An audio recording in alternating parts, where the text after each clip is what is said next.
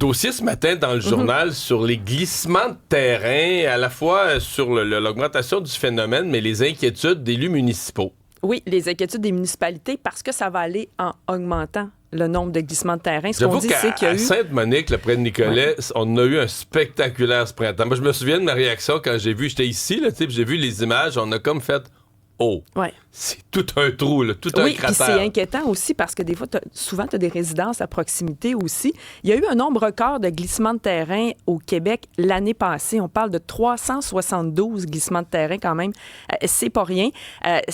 Par contre, il y avait eu débit. On s'en rappelle, qui a déversé des quantités de pluie phénoménales, mais ça reste quand même une moyenne de 175 par année depuis 2014 et la tendance à la hausse, elle est là. Ça risque d'empirer au cours des prochaines années en raison des changements climatiques. La municipalité de Saint-Justin, l'année passée, c'est elle qui a été la plus touchée. 18 glissements de terrain. Ah ouais. On dit que là-bas, le sol est plus argileux, donc il se gonfle, en fait, lorsqu'il y a des précipitations. Alors, ça devient plus dangereux.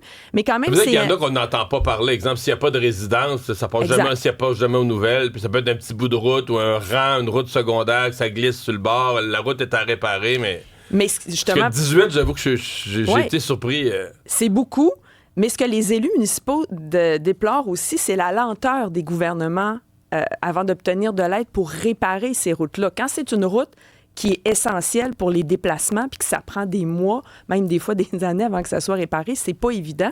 Donc, les municipalités qui déplorent cette situation-là, puis les municipalités qui le répètent souvent aussi avec les changements climatiques, il y aura de plus en plus de dommages causés comme ça. Donc, évidemment, ils souhaitent souvent de l'aide financière pour leur apporter de l'aide dans ces situations-là, évidemment. Donc, les glissements de terrain, c'est assez inquiétant pour les prochaines années. Monsieur Legault, les autres premiers ministres des provinces sont arrivés à Saskatoon hier soir pour le souper préparatoire à leur rencontre d'aujourd'hui. Oui, grosse rencontre aujourd'hui. Ça va être une journée très occupée à Saskatoon. C'est la première rencontre de tous les premiers ministres des provinces et des territoires avec Mark Carney depuis l'élection. Et il va y avoir évidemment une rencontre pour parler de ce qui s'en vient, évidemment, concernant l'économie du Canada. Il y a une question aussi de lever les barrières entre les provinces. On veut une meilleure unité. On veut faire en sorte qu'on soit moins dépendant de l'économie américaine. On est le 2 juin. La rencontre a lieu le 2 juin. M. Carney, sur ce que tu viens de nommer, le commerce entre les provinces, lui, veut une politique réussie avant le 1er juillet. T'sais, souvent, tu as des rencontres entre les premiers ministres des provinces. Tu sais, c'est comme tu regardes ça à long terme, des actions sur des années. Mais là, on veut des résultats en dedans d'un mois. Est-ce que c'est possible? Est-ce qu'on va arriver à ça? L'autre affaire, c'est semble-t-il qu'il y aura un projet dès cette semaine là, pour simplifier les réglementations environnementales, les délais d'approbation pour les grands projets. On comprend les pipelines. Là, les oléoducs, oui. Ça, c'est... Puis d'ailleurs, François Legault, juste là, a ouvert la porte un peu plus, mais il était fermé. Oui. Mais en échange, lui, il arrive avec son propre projet. Il dit, là, si on laisse passer des pipelines, il faudrait qu'on nous donne de l'argent pour nous aider à payer nos lignes de transport électrique pour amener l'électricité du Labrador au Québec. Est-ce que ça va passer? On parle de quelques milliards, plusieurs milliards. Et il a rappelé son projet hier. C'est important pour lui. Il l'a rappelé, cette ligne électrique entre Terre-Neuve et le Québec. Et pour ce qui est des pipelines, des oléoducs, tout le monde lance la carte de l'unité. On veut un Canada uni. On veut que ça puisse traverser. François Legault avait déjà évoqué par le passé, lors d'une précédente entrevue, que l'oléoduc pourrait passer dans le nord du Québec pour se rendre jusqu'au port de Sept-Îles. On verra ce que ça va donner. Ça, je comprends que d'un point de vue québécois, c'est sûr que c'est plus facile socialement de passer un oléoduc dans des zones non habitées que de passer à travers la ville de Terrebonne, puis tu sais, le centre du Québec, le long des autoroutes. Puis bon, ça, je le comprends bien. Par contre, si tu arrives à Sept-Îles, ce qui n'est pas clair pour moi, l'idée initiale, là, c'était de s'en aller à Saint-Jean-Nouveau-Brunswick, là, pas Terre-Neuve, à Saint-Jean-Nouveau-Brunswick, Saint-John, pour, entre autres, c'est Irving qui est là, les installations d'Irving ou les ports, pour s'en aller vers l'océan Atlantique. Mais là, pour ça, faut que tu passes à faut que tu passes à Rivière-du-Loup, faut que tu passes à la rive sud du fleuve, puis là, tu coupes vers les maritimes. Si tu arrives à cette île, soit tu passes sous-marin, dans le golfe Saint-Laurent, là, tu t'en retournes, je sais pas comment, dans l'Atlantique. Je sais pas. Ou que François Legault se dit que dans son esprit, au yard les provinces de l'Atlantique, si on veut exporter vers l'Europe, on fait un gros gros projet industriel à Sept-Îles, puis on exporte. Parce que tu pourrais partir un paquebot là, direct de Sept-Îles puis prendre l'océan. Il y a quelque chose de pas clair pour moi, mais je pense que les provinces de l'Atlantique, eux autres, là, quand ils veulent participer au projet de pipeline, ils veulent le Nouveau-Brunswick, entre autres, ils veulent y toucher, ils veulent l'avoir chez eux. Oui. C'est ce qu'elle a dit la première ministre. Regarder une carte, si t'arrives à Sept-Îles, là, t'as un problème pour t'en aller dans l'Atlantique. Est-ce que tu pourrais passer sous-marin, mais là, c'est profond rendu parce là. que c'est assez large, ça se fera pas demain matin non plus. C'est large et profond. En tout cas, disons que géographiquement, moi, j'ai un questionnement, là. Oui, bien effectivement, ça reste on à n'est pas voir. capable de faire un pont Baie-Sainte-Catherine-Tadoussac, de traverser les deux rives de même. Là. Oui, avec... On a du temps pour y penser. Ça se fera pas tout de suite. Par ailleurs, cette rencontre-là aussi va être question, évidemment, je parlais tout à l'heure de réduire notre dépendance aux États-Unis, surtout avec les récentes menaces de Donald Trump en fin de semaine concernant l'acier et l'aluminium, de faire passer les tarifs de 25 à 50 %. Ça aussi, ça suscite une inquiétude. Mais quand même, à la fois M. Legault et Mélanie Joly se montrent prudents. On peut les entendre. Donald Trump change d'idée tellement souvent qu'on va attendre de voir si c'est vrai qu'il veut augmenter les tarifs à 50 % pour l'aluminium, parce que ça fait aucun sens, là. Aucun sens. Il ne peut pas remplacer l'aluminium du Québec. Je pense qu'on doit prendre une grande respiration et voir s'il va y avoir un décret présidentiel ou non. Donc, on le sait, il y a eu souvent plusieurs commentaires qui sont émis par le président Trump. Là, présentement, il n'y a toujours pas de décision qui sont prises. S'il y a une décision qui est prise, nous serons prêts. Entre-temps, nous travaillons avec le secteur de l'acier et de l'aluminium. C'est pourquoi, d'ailleurs, je suis ici pour justement être en mode solution. Bon, voilà. Donc, à suivre. Ce serait mercredi, là, la rumeur. Il a laissé entendre en fin de semaine. Il y a encore le temps de changer d'idée. Oui, qui pourrait implanter ça dès mercredi.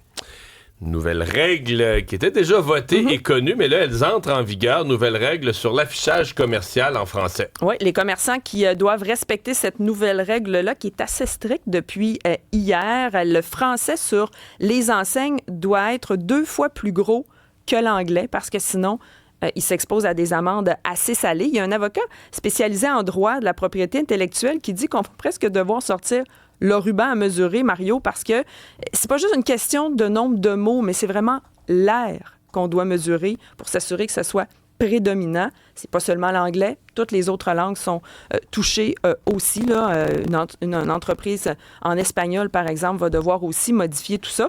C'est un défi pour les entreprises. Il y a plusieurs entreprises qui se disent ne pas être prêtes. Puis ça complique aussi, même pour les produits, ces affaires-là, c'est compliqué parce que des fois, on n'a pas les droits pour changer nécessairement Je sais qu'un des domaines où ça capote le plus, c'est la musique. Là. Oui. Les instruments de musique. C'est parce que je pense que ce qui se vend en grosse quantité, là, des appareils là, qui se vendent par centaines, par exemple, des instruments de musique ou des guitares électriques bien pointues, c'est pas tout le monde c'est pas tous les ménages qui achètent ça, là, donc tu vas en vendre, je sais pas, mais au Québec, tu vas peut-être en vendre 10, 12. Fait qu'est-ce que le fabricant américain va vraiment trouver que ça vaut la peine de changer son affichage, ses instructions, livres d'instructions, tout traduire en français? Malgré qu'aujourd'hui, avec l'intelligence artificielle, la traduction est devenue beaucoup plus simple qu'elle était. Mais juste changer les étiquettes et tout, c'est cher. C'est ça. C'est ce genre de produit spécialisé où il semble avoir un problème particulier. Heureusement, il y aura une période de flottement. Oui. On ne vous donnera pas les amendes, on va donner des avertissements. C'est ce que j'en comprends. Mais par contre, quand les gens disent on n'est pas prêt, ça fait quand même longtemps que c'est annoncé. Ouais. Je pense qu'il y a une partie de ceux qui sont pas prêts, c'est qu'ils s'en sont pas occupés. Ils n'ont pas voulu se conformer ou ils ont attendu. C'est ce que Jean-François Robert disait hier, justement, là, qu'ils ont eu amplement le temps, que ça fait longtemps que c'est annoncé. Il y a même eu un report. Je pense qu'on avait donné quelques mois de plus ou un an de plus. Donc, ça fait longtemps qu'on le sait. Ben là, les magasins La Baie, c'est fini. Fini. Hier, même le magasin du centre-ville, le mythique bâtiment au centre-ville de Montréal, il y avait eu un projet à un moment donné où on voulait en sauver quelques-uns. Il en faisait partie. On voulait en sauver 6, mais ils ont passé à la trappe aussi. Oui, absolument. Donc, ils ont été embarqués dans le projet. Et hier, c'était la dernière journée. On a mis officiellement la clé dans la porte, là, définitivement. Et les gens étaient tristes quand même, parce que c'est une page d'histoire qui se tourne. Vraiment, oui. Vraiment. C'est la plus vieille compagnie en Amérique du Nord. Ah, moi, je me souviens, ma mère, quand j'étais jeune, là, on commandait chez l'Abbé du Tson, puis on allait acheter, puis on allait retourner. Oui. Même moi, je me demande ce qu'ils vont faire quand même avec le building, là, parce que même si c'est un monument qui est non classé, ça reste quand même patrimoine. Je veux dire, j'espère qu'on va pas en refaire des condos, je ne sais trop. Ce serait le fun qu'on garde l'optique du bâtiment. Je parlais avec un spécialiste récemment. Il n'y a pas de projet encore pour l'instant, mais on souhaiterait pouvoir faire un immeuble à 3 volets, multiples vocations, parce que c'est quand même plusieurs étages, cet édifice-là. Donc, on ne peut pas faire juste des bureaux, on ne peut pas faire juste du logement, on ne peut pas faire... Fait que, parce que ça appartient, si je ne me trompe pas, à Ryokan, un fonds d'investissement immobilier. Là, fait que c'est eux qui vont devoir revaloriser leur bâtiment. Mais j'ai vu qu'hier, parmi les dernières choses, parce que moi, je suis allé dans un labé voir s'il y avait des aubaines, ça fait déjà quelques semaines. Et ce qui restait beaucoup, mais qui n'était pas beaucoup en vente, c'est les bijoux. Là. Je dois dire, les pourcentages, je n'étais pas acheteur, mais... Au début, c'était pas les bijoux qui étaient les plus... non, qui avaient les plus grosses réductions. Mais là, semble-t-il qu'hier, là, d'abord, il restait beaucoup moins de marchandises. Ce qui restait, c'était des bijoux. Et là, semble-t-il qu'on les avait passés à rabais, qu'il y a des gens, des enthousiastes qui se sont accrochés des beaux bijoux. 90 de rabais à certains moments, là, c'est beaucoup. Là. 70, 80, 90 c'est quasiment donné, rendu là. Ouais. Ça valait la peine. Puis hier, semble-t-il qu'il restait presque plus rien dans le magasin. Même les gens partaient avec les mannequins, avec les présentoirs. Mais c'était à vendre, là. Moi, quand je suis allé, les présentoirs étaient à vendre. Il y avait des prix. C'était d'une autre couleur. Je pense qu'il y a une autre, mais les présentoirs étaient à vendre. Il y avait des prix... ça peut servir pour l'Halloween ou je ne sais trop. Là, des marottes pour... Je pense surtout que ça sert, mettons que tu veux te partir un petit commerce. Il y a une dame hier qui disait ça aussi. Elle a un petit commerce sur l'avenue Laurier, si ma mémoire est bonne, puis elle est venue chercher un présentoir pas cher parce qu'elle en avait besoin d'un. Elle dit qu'elle avait un petit pincement au cœur en même temps de savoir que c'était une page d'histoire qui se fermait parce qu'elle était cliente elle-même de l'abbé. Mais tu sais, tout était à liquider. Puis en même temps, dans les dernières années, est-ce que vous y alliez au l'abbé? Moins, j'avoue. C'est ça. Ouais. J'y allais un peu, mais... Moins. Ouais. C'est triste quand même. Il y a des affaires comme toutes les affaires de cuisine. Mettons, les dernières fois que j'ai acheté des poêles, tu sais, pour un poêlon, là, pour faire des œufs, c'est là. C'est là qu'il y avait de belle qualité. Mais dans les boutiques spécialisées là-dedans, il y en a qui vendent très cher. Mm-hmm. Fait que je trouvais que le rapport qualité-prix là-dessus, l'abbé, sur les vêtements, j'ai toujours trouvé que c'était cher, moi, l'abbé. Il y avait quelques pièces. Mais il faut dire que moi, je suis pas tout à fait... C'est ça. Moi, je vais chez Winners puis j'achète pas toutes parce qu'il y en a que je trouve cher. Parce que moi, je me disais justement, des fois, c'était abordable chez l'abbé. Ah ouais, bon, je devrais me taire. Bon, il y avait cette candidate de Québec solidaire, Mme Poirier, dans Terrebonne, qui était ressortie très, très, très déçue de l'élection partielle. Oui, parce qu'elle avait eu aucun appui de Québec solidaire. Personne sur place pour l'aider. Elle avait fait une sortie publique. Je l'avais commenté de long à large que j'avais jamais vu ça. Là. Pas de député qui va aider, personne. Le soir même du vote, le soir de l'élection, du dépouillement des résultats, qui était décevant pour elle. Personne pour des mots d'encouragement, pour prononcer un discours au micro, de solidarité. Elle se sentait seule. C'était presque triste de la voir comme ça. Elle a fait une sortie publique pour dire à quel point elle avait été déçue de la réaction. Et là, elle vient de faire une publication sur son compte Instagram, Nadia Poirier, qu'elle s'appelle. Elle dit que plus de 2 mois se sont écoulés depuis la fin de la campagne partielle dans Terrebonne. Elle a pris le temps de réfléchir à son avenir dans les dernières semaines.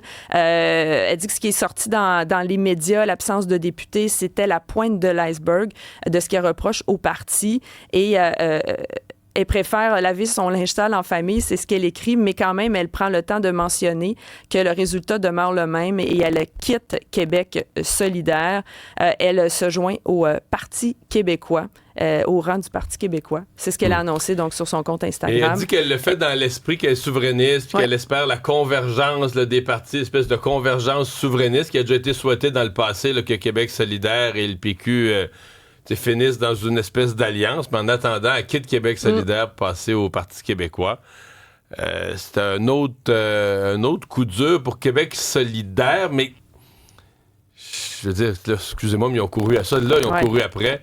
Et ça reste un mystère pour moi, là. Quand un parti, dans son nom de parti, a solidaire, puis que dans la défaite... Les gens se désolidarisent. Oui. C'est bon. Tu sais, le soir, tu vas manger une volée, là, parce que là, bon, c'est le PQ qui a le vent dans les voiles. Mais tu sais, les partis politiques, c'est cyclique. À un moment donné, ça va bien, à un moment donné, ça va mal. Mais quand ça va mal, tu dis, OK, ben La fille dans Terrebonne, là, qu'elle s'arrange toute seule, le soir du vote, elle va manger une volée, tout le monde va dire qu'elle mange une volée, on va la laisser toute seule dans son comté. Québec solidaire. Excusez-moi. C'était Québec solitaire. Ouais, mais là, ce soir-là, c'était vraiment ça pour elle. Mais là, elle a joint le PQ, donc un autre élément qui ajoute au moment. Elle veut moment. se représenter en 2026, donc tu sais, sa passion est toujours là. Mais elle veut se présenter pour un autre parti. On change de camp. Par contre, elle ne se présentera plus dans Terrebonne. Je pense Mme Gentilcorps, à qui on va parler sur un autre sujet, d'ailleurs, en cours d'émission. Mais on va sûrement lui parler de cette nouvelle adhésion au PQ dans Terrebonne. Il y a eu, en fin de semaine, une attaque au Colorado. Oui, une attaque au Colorado que les policiers ont déterminé qu'il s'agissait d'une attaque terroriste. Il y avait une manifestation au Colorado en fin de semaine et manifestation pro-israélienne. Absolument, et c'est ça. Et le responsable, en fait, le suspect de l'attaque était également quelqu'un des États-Unis et son visa est expiré depuis le mois de mars. C'est ce que sort le New York Post aujourd'hui. Il est originaire d'Égypte. Il avait fait une demande d'asile qui a été refusée en 2005 et là, il a attaqué ce groupe de manifestants pendant la marche pour réclamer la libération des otages israéliens qui sont détenus à Gaza. Il a utilisé un lance-flamme quand même artisanal, des cocktails Molotov. Il n'y a pas eu de décès, mais il y a eu quand même beaucoup de blessés. 8 personnes brûlées, dont une personne qui est toujours dans un état critique. Et les policiers ont qualifié cette attaque-là de terroriste ciblée. Donc, une autre manifestation de violence aux États-Unis.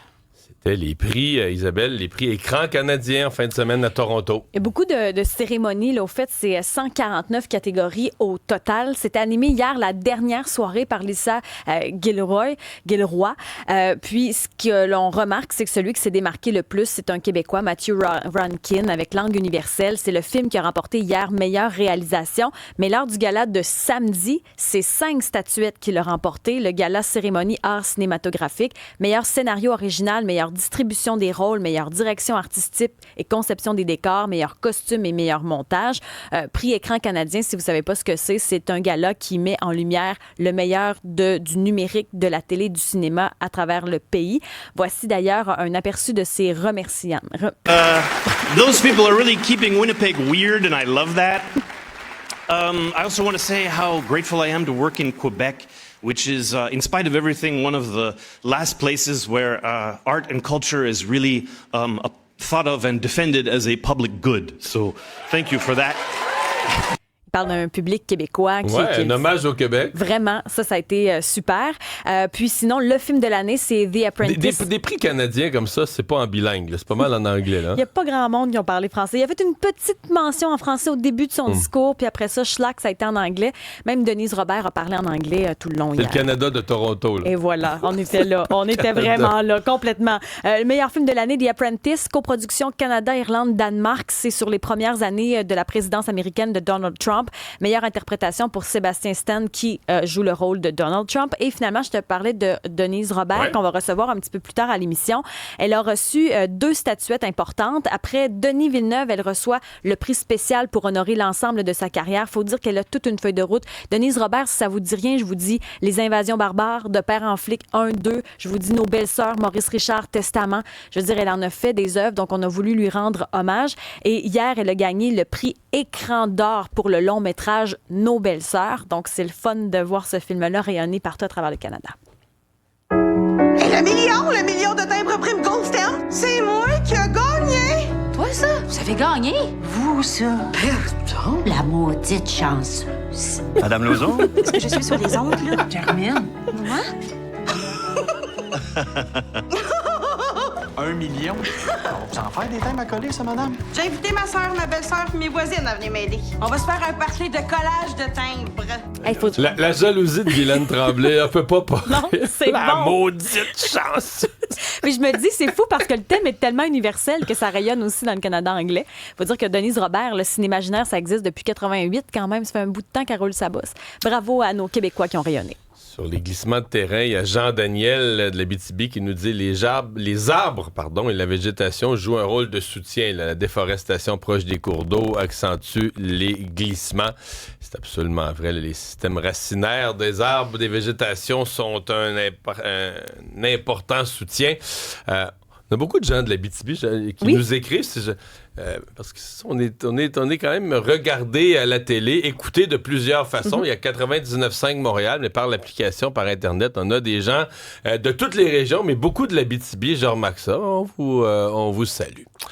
On va aller à une pause, Stéphane Bureau.